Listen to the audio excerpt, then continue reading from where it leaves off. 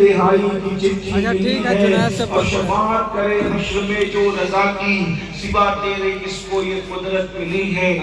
آج کی یہ محفل نیوڑا شریف کی سرزمین پر عرس حفیظی کے حوالے سے انعقاد پذیر ہے۔ حضور صاحب سجادہ کی موجودگی میں یہ محفل اب اپنے اختتامی لمحوں کو پہنچ رہی ہے۔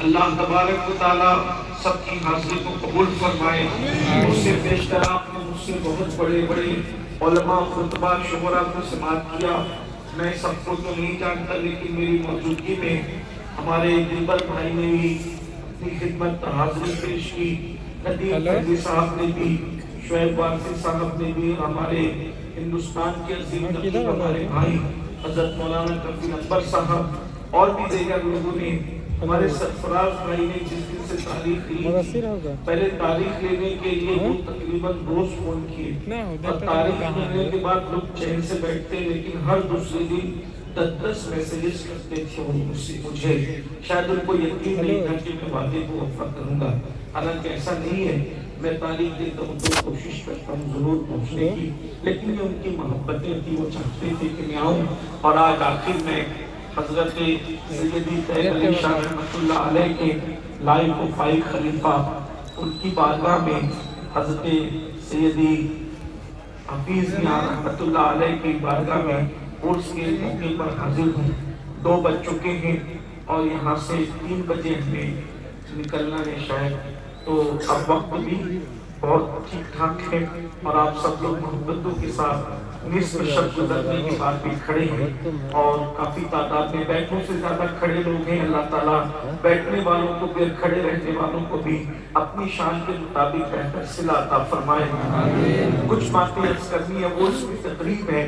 میں آج آپ کے سامنے ولی کی پہچان پر گفتگو کرنا چاہتا ہوں۔ اس کی وجہ یہ ہے کہ جس طریقے سے آج دنیا میں نقلی مولوی بن گئے، جیسے دنیا میں نقلی پیر بن گئے، جیسے دنیا کے اندر نقلی سید بن گئے، جیسے دنیا کے اندر نقلی نقیب بن گئے، نقلی ادیب بن گئے، نقلی شاعر بن گئے، ویسے دنیا کے اندر نقلی ولی بھی بن گئے۔ نقلی مولوی بننے سے اتنا نقصان نہیں ہوتا جتنا نقلی ولی بننے سے نقصان ہوتا ہے، اس لیے کہ انسان مولوی کو تو شک کی نظر سے دیکھتا ہے مگر ولی کو شک کی نظر سے نہیں دیکھتا۔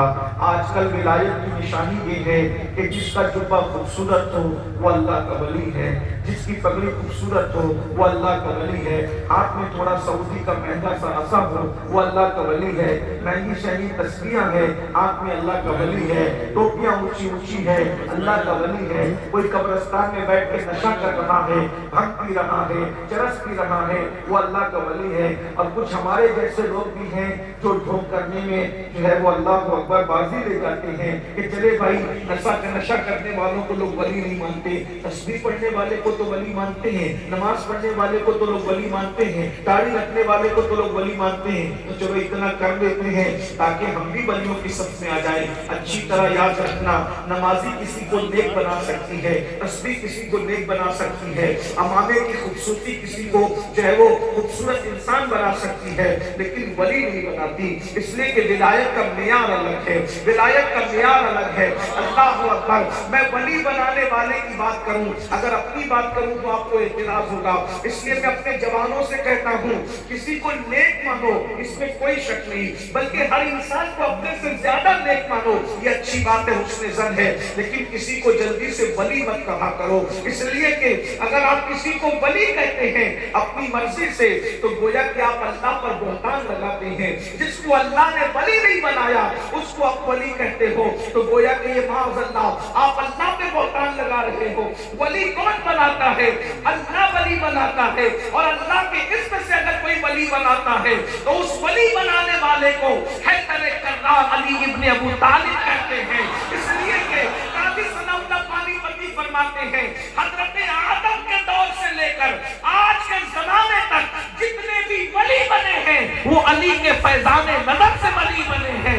ذرا یہ بھی تو غور کریں، نیونا والوں، عرس حفیظی میں آنے والوں، جو پیدا ہونے سے پہلے ولایت کی خیرات بانٹتا ہو، اس علی کے دست کرم کا اندازہ کون لگا سکتا ہے؟ اسی لیے تو ہم کہتے ہیں کبھی دیوار ہلتی ہے، کبھی گھر کانپ جاتا ہے،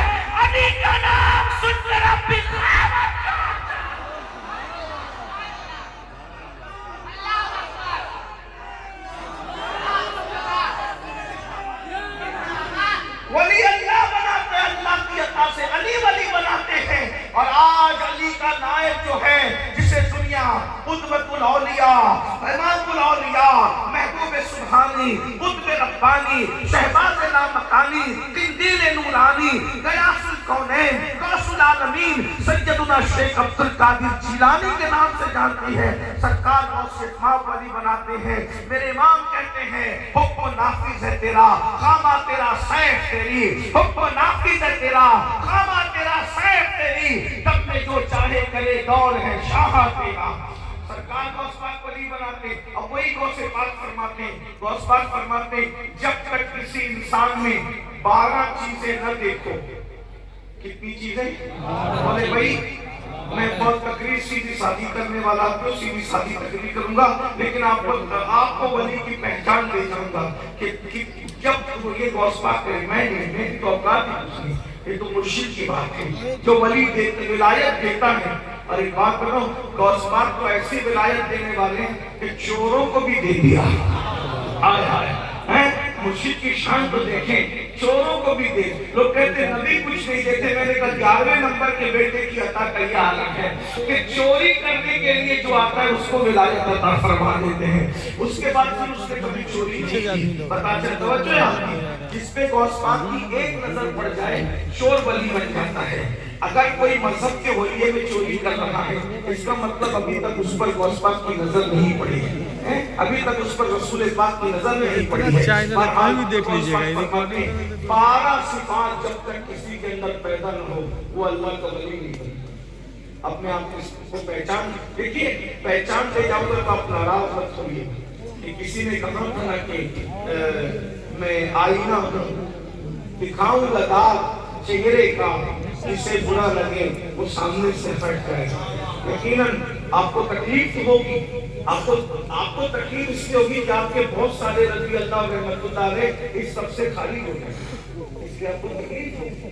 لیکن یاد رکھیں کہ آپ تکلیف محسوس نہ کریں، کیونکہ آپ نے بہتوں کو رضی اللہ بنا رکھا اپنی مرضی سے، آپ نے بہتوں کو رحمت اللہ علیہ بنا رکھا اپنی مرضی سے. لیکن یاد رکھنا جب تک اللہ کسی کو ولی نہ بنائے، آپ کسی کو لاکھ رضی اللہ کہتے رہیں وہ رضی اللہ بنتا نہیں. آپ لاکھ رحمت اللہ علیہ کہتے رہیں وہ اس منصب پر آتا نہیں. تو 12 صفات جب تک پیدا نہ ہو اس وقت تک وہ اللہ کا ولی نیک ہو سکتا ہے، ولی نہیں ہو سکتا. اللہ اپنی 2 صفات سے جتنا چاہتا ہے اس کو حصہ عطا کرتا ہے. اللہ کی 2 صفات سے اللہ اس کو جتنا چاہتا ہے اتنا حصہ عطا کرتا ہے.